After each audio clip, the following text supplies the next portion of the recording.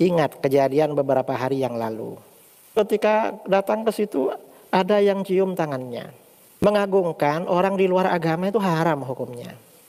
Bahkan satunya mencium keningnya. Kalau mencium tangannya pengikut agama lain atau keningnya dengan keyakinan atau dengan harapan dapat barokah, malah kufur, murtad.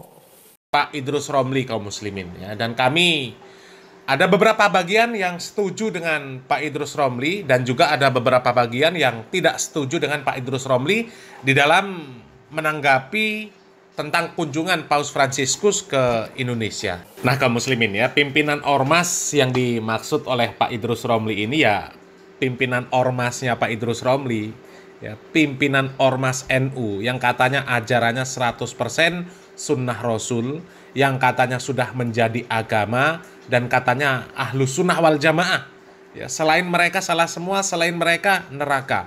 Ya, pimpinan ormas NU mengatakan selamat datang kepada Paus Fransiskus. Ya, coba kita lihat videonya kaum muslimin. Atas nama pengurus besar Nahdlatul Ulama, atas nama Jamaiyah Nahdlatul Ulama, atas nama segenap warga Nahdlatul Ulama, saya mengucapkan selamat datang atas kunjungan yang mulia Paus Fransiskus ke Indonesia ini.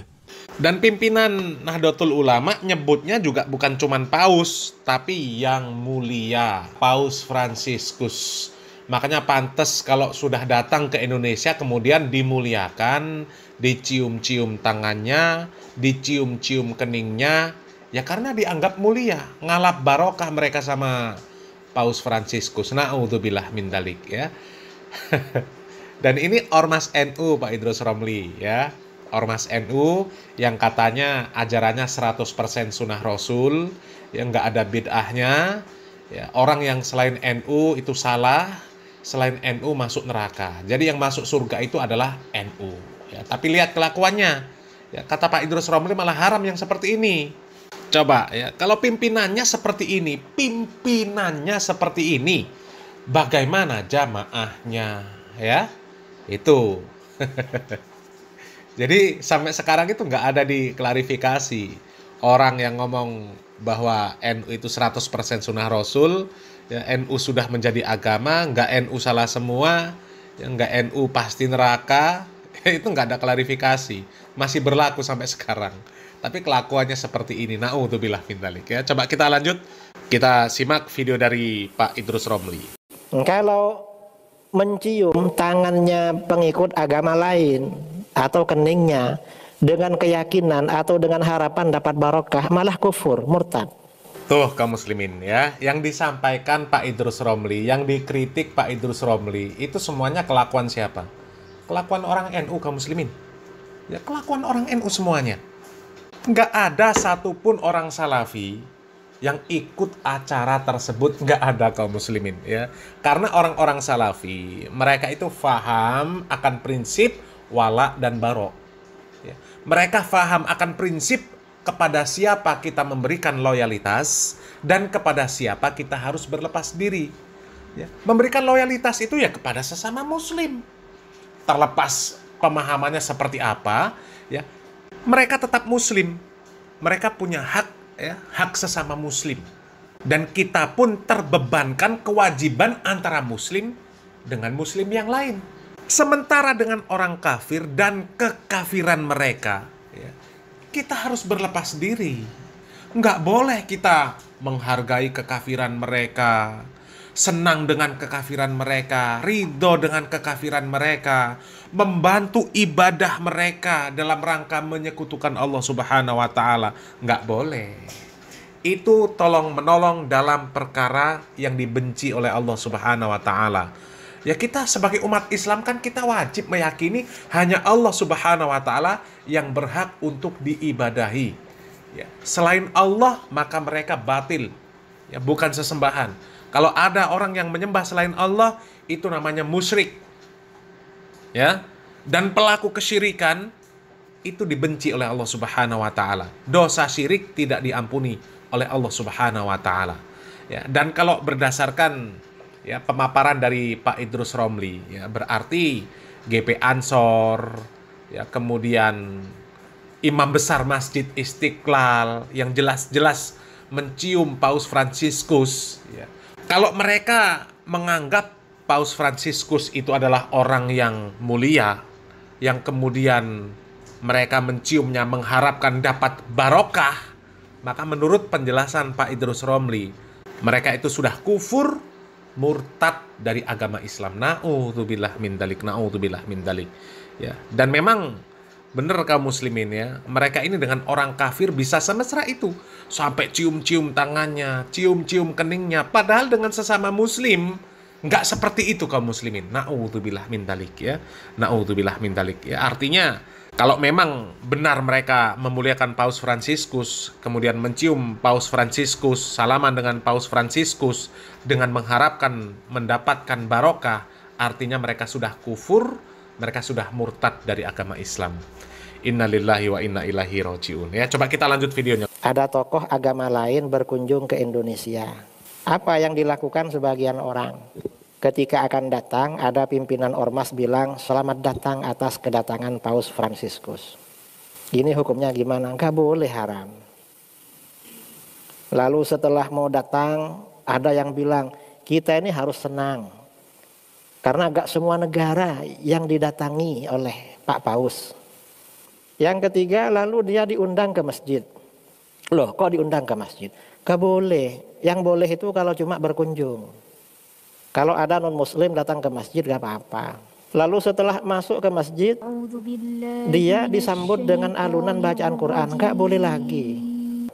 Kalau momennya perkara haram, baca Quran, haram malah dan bisa kufur. Yang terhormat Bapak Ini kemarin Agama yang Republik Pak Paus itu kan Indonesia. dibacakan Quran, ada hafizah katanya. Kasihan si hafizah ini. Perempuan lagi. Di depan laki-laki. Kristen lagi. Ketika datang ke situ, ada yang cium tangannya. Loh, kok terhormat sekali. Mengagungkan orang di luar agama itu haram hukumnya. Bahkan satunya mencium keningnya. Karena barokah selain dari pintu agamanya Rasulullah sudah ditutup. Rasulullah Nabi terakhir. Berkah ini melalui pintu Rasulullah tutup sudah. Gak ada pintu barokah. Pintu kualat itu. Pintu azab. Sudah ditutup. Lalu ada yang apa? Pakai seragam merah putih, pakai apa di kepalanya itu? Pas. Sinterklas. Nggak boleh itu, apalagi di masjid. Lalu Pak Pausnya ada di depan. Kalau ada perkumpulan Muslim dan non Muslim, kalau yang mengadakan Muslim, nggak boleh yang non Muslim ada di depan, dimuliakan nggak boleh, di belakang harus. Karena oleh Allah mereka memang diakhirkan.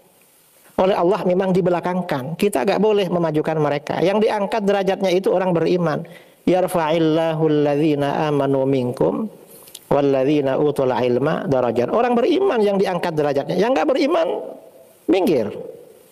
Ini kacau semua ini. Akhirnya tokoh agama apapun ya diciumin. Malah ada yang ngantar sampai ke Papua sana itu. Ada sebagian ikut ngantar. Lah apa ikut ngantar?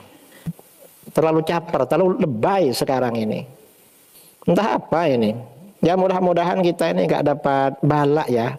Begini ini takut ada balak bagi bangsa kita. Kalau ada hal-hal mungkar begini saudara, takut azab, balak dari Allah turun pada kita. Na'udzubillah min dzalik. Orang Islam aja yang lebay itu. Wong mereka punya acara sendiri. Sampai yang di TV itu kan azan dihentikan kemarin. Enggak, dihentikan. Padahal Kristennya gak minta itu. Cuma kadang-kadang yang Muslim yang lebay, sok toleran. Sok toleran aja, terlalu lebay sekarang ini. Nah, kaum muslimin ya, kalau yang dijelaskan oleh Pak Idrus Romli ya, kritikan-kritikan terhadap orang-orang yang menyambut Paus Fransiskus, kemudian memperlakukan Paus Fransiskus dengan cara yang sangat terhormat ya, sampai mereka mencium-cium tangan Paus Fransiskus, bahkan sampai mencium keningnya, bahkan sampai memuji-muji kesederhanaan Paus Fransiskus ya. Kami setuju dengan kritikan dari Pak Idrus Romli. Karena memang tidak selayaknya seorang muslim memuliakan tokoh kafir. Itu nggak layak ya. Bagaimanapun seorang muslim ini lebih mulia daripada orang kafir. ya, seburuk apapun muslim, ya, selagi dia masih bertauhid, selagi masih mentauhidkan Allah Subhanahu wa taala, mengakui Allah Subhanahu wa taala sebagai Rabb, ya, kalau dia melakukan berbagai macam kemaksiatan karena kebodohan dia, ketidakfahaman dia terhadap syariat Islam, maka dia tetap lebih mulia daripada orang kafir sebaik apapun di hadapan Allah Subhanahu wa taala. Ya. Karena orang muslim sekecil apapun memiliki amalan, dia akan dimasukkan oleh Allah Subhanahu wa taala di dalam surga. Faman ya'mal mithqala dzarratin khairan yarah wa man ya'mal mithqala dzarratin syarran yarah. Sedikit apapun orang memiliki amal kebaikan, maka dia akan mendapatkan balasan. Begitu juga dengan perbuatan keburukan, tetap akan mendapatkan balasan yang setimpal. Tapi seburuk apapun seorang muslim, ya, dia diazab di dalam neraka untuk mensucikan dosa-dosa mereka, akan tetapi pada akhirnya mereka akan masuk ke dalam surga dan mereka kekal di dalam surga selama-lamanya. Itu kemuliaan seorang muslim di hadapan Allah Subhanahu wa taala dibandingkan dengan orang kafir. Sebaik apapun orang kafir, ya, dia tetap masuk neraka apabila meninggal dalam keadaan kafir. Ya. Jadi nggak boleh memuliakan tokoh orang kafir. Memuliakan tokoh orang kafir itu artinya sama saja mempromosikan, ya, orang kafir. Sama saja mempromosikan mereka. Sama saja mengorbitkan. Apalagi sampai mengatakan sangat patut dicontoh. Ya, karena ada itu Pak Menteri Agama mengatakan Paus Fransiskus ini sederhana dan sangat patut untuk dijadikan contoh. Mana umat Islam? Seharusnya Pak Menteri Agama ini, ya, menunjukkan kesederhanaannya lebih sederhana dari Paus, supaya, ya, kalau bertemu dengan orang-orang seperti Paus, ya, bisa mengatakan contoh orang-orang Islam. Ya, seperti kita ini, kita sederhana. Seharusnya seperti itu, bukan malah memuji tokoh orang kafir. Itu artinya sama saja mengorbitkan, mempromosikan, memerintahkan kaum muslimin untuk mencontoh Paus Fransiskus. Ya. Gimana bisa orang Islam disuruh mencontoh orang kafir? Padahal di dalam Al-Quran sudah jelas, laqad kana lakum fi rasulillahi uswatun hasanah. Coba, ya, adanya orang mencontoh orang kafir, ya, itu artinya dia kehilangan figur yang ada di dalam agama Islam ini yang patut untuk dijadikan contoh. Coba, mana hasilnya perayaan Maulid? Ya. Nggak ada, karena apa? Di acara Maulid itu kebanyakan ceramahnya hahaha, hihi, cuma ketawa-ketawa, nggak ada ilmunya. Pulang dari acara Maulid tetap nggak sholat, tetap malas nutup aurat, tetap berbuat maksiat, dan itu realita. Ya. Tapi coba kalau rutin majelis taklim, ya, yasinan itu malam Jumat diganti, nggak usah yasinan lagi. Apa? Dibuat acara majelis taklim. Ya, nggak usah baca yasin kita. Ya, sekarang kita mengkaji Al-Quran, mengkaji hadis, mengkaji bagaimana tauhid yang benar, bagaimana ibadah yang benar, bagaimana muamalah yang benar. Dikaji setiap malam Jumat. Adapun kalau mau membaca yasin, silahkan nanti pulang ke rumah, ya, baca sendiri-sendiri masing-masing. Supaya umat ini tahu bagaimana agama Islam ini, bagaimana syariat Islam yang benar ini, bagaimana tauhid, bagaimana syirik, ya, bagaimana sunnah, bagaimana bid'ah, bagaimana muamalah kita terhadap orang-orang kafir, supaya umat Islam ini tahu.